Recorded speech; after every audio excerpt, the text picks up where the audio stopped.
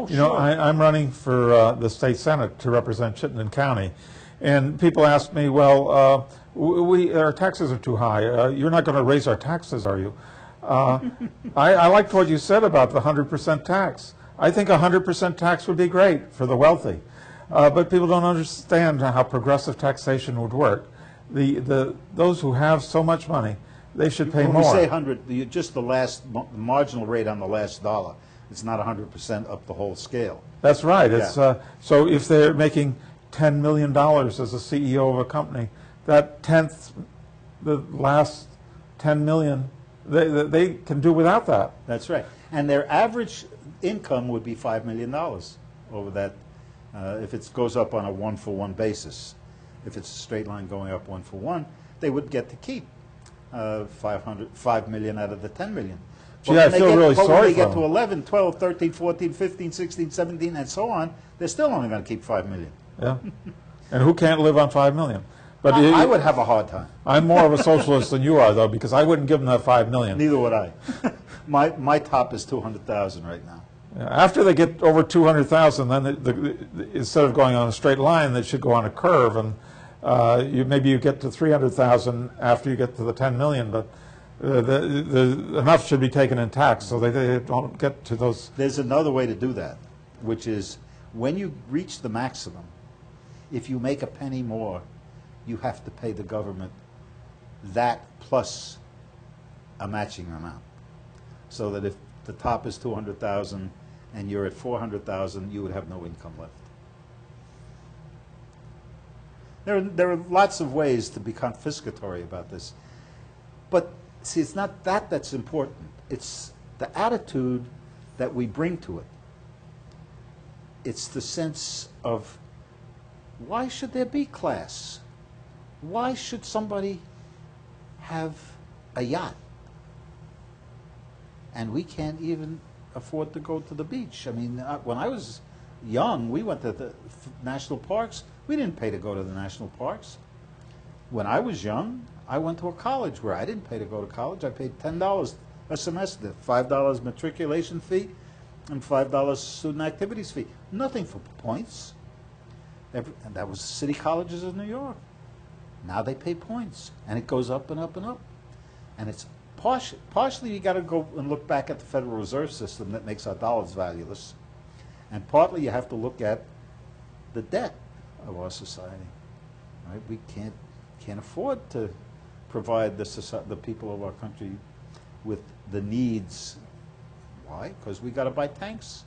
But we could easily afford, if we didn't pay all that money for the tanks, as you say. But besides that, the big tax cuts that Bush gave the wealthy. Before those tax cuts, we were paying for all of these benefits, Medicare, Social Security, and we still had a surplus. But Bush didn't do it. Well, the Congress did it. But that's right. And when Kennedy went to the Congress and said, I want the tax, that was 91%, that was the top rate. When he went to the Congress and he said, I want that cut to 50%, Congress didn't give it to him. He cut the top rate to 70. And then when Reagan went to the Congress and he said, I want it cut to a third, he got the top rate reduced to less than the next to top rate. That's changed now, but no, it's not the president that does it, and we keep blaming the president. It's not the president. The president doesn't do squat. Well, he does now. Bush has set some very bad patterns in this about, I'm not going to pay any attention to this part of the law that they passed. And Obama did the same thing. When it came to the so-called health care bill, he did exactly the same thing to get enough votes out of the House to pass that bill. He agreed with him. I forget, Stugart, I can't remember the name of the member of the House representing 15 anti-choice members of the House that voted for that bill because Obama committed that he would ignore that part of the bill that said abortion would be paid for out of health insurance. And what do they call that when the president well, that's a signing statement. Signing statements where he says, I'm not going to pay any attention to the law. And he said to the 15 that's to get their vote to pass it, that he would not pay attention to the law in that regard. He's just like Bush. And people should have known. I've written a couple of pieces about You shouldn't be disappointed in Obama if you had paid attention before the election. You'd have known better. Remember Lieberman and Ned Lamont in Connecticut? Yes. 2006, who went to Connecticut to support Lieberman? Obama. Once you know that, you know Obama. You don't have to know anything more about him. I mean, that's, and we knew that from 2006. And he never said he was going to take the troops out of Afghanistan. He just said he was going to send more troops to Afghanistan. And he's lied to us over and over. He's just as bad, if not worse. In some sense, he's worse because I see Bush as a kind of front man who didn't have a lot functioning upstairs. Pretty sly guy, but that's the best you can say. But Obama, he's pretty well trained. He's a scholar. He's a university professor. Professor of constitutional law. Yeah. And yet he violates the Constitution. Oh. And when he got in and he said, we're not going to look back, what he was saying is, you can rob a bank, and when I become president, we're not going to prosecute you because we don't look back. We only look ahead. That's a gangster mentality. That's what we got in the White House. And it all comes because we don't look at our own assumptions. All the stuff that's been pounded into our heads from when we were little kids. I remember going to a college class where one of the themes was freedom as opposed to security. The thing that was being pounded into our heads was you can't have freedom if you got security. But that doesn't make much sense. You can't have freedom if you don't have security.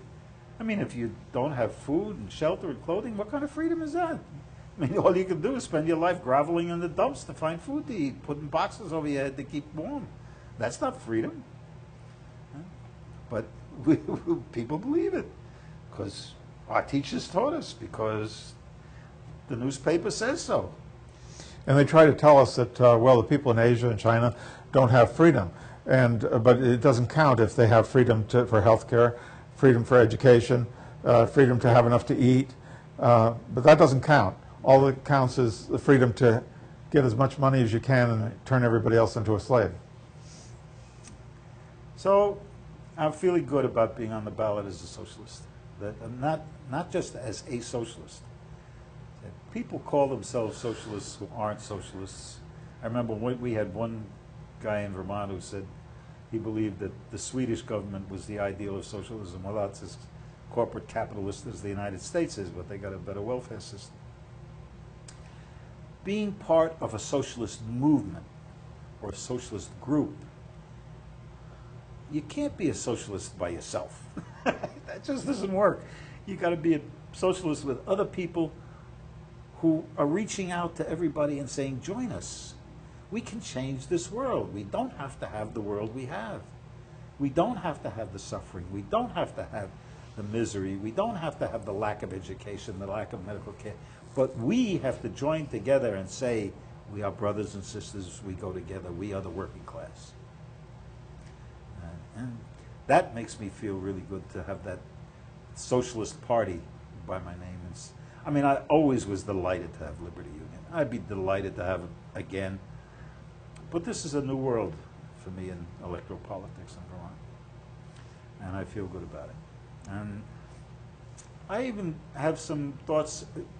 We don't have the people to form the town committees. We have enough people, but not spread out in a way that we can form the town committees to become a political party.